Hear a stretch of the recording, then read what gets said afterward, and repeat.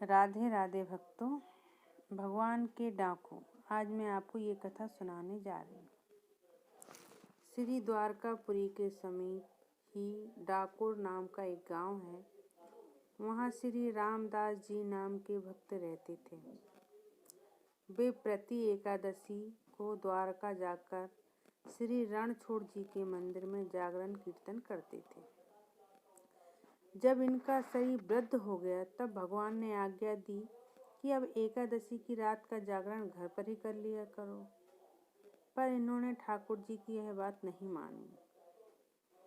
भक्त का दृढ़ नियम देखकर भाव में भरकर भगवान बोले, अब तुम्हारे यहाँ आने का कष्ट मुझसे सहन नहीं होता, इसलिए अब मैं ही तुम्हारे घर चलूंगा। अगली एकादशी को गाड़ी ले आना और उसे मंदिर के पीछे खिड़की की ओर खड़ा कर देना। मैं खिड़की खोल दूंगा, तुम मुझे गोद में भरकर उठा ले जाना और गाड़ी में पधार कर शीघ्र ही चल देना।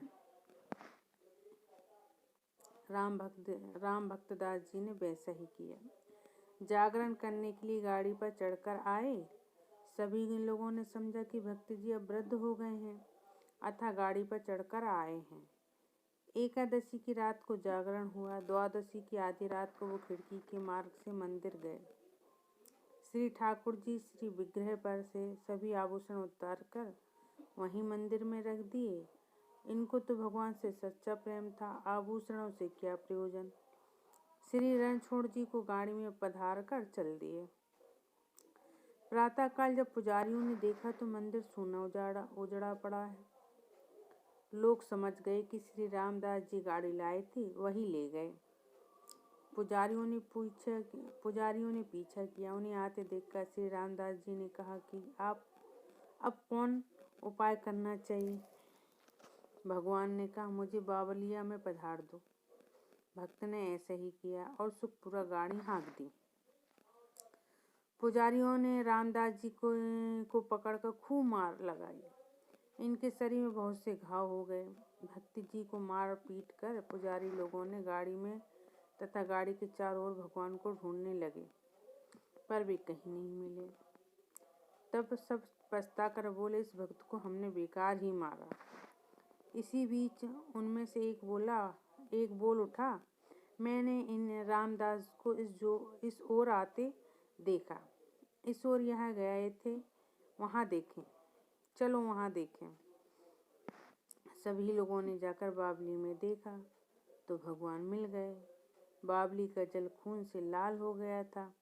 भगवान ने कहा, तुम लोगों ने जो मेरे भक्त को मारा है, उस चोट को मैंने अपने शरीर पर ले लिया।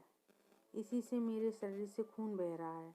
अब मैं तुम लोगों के साथ कदापि नहीं जाऊंगा।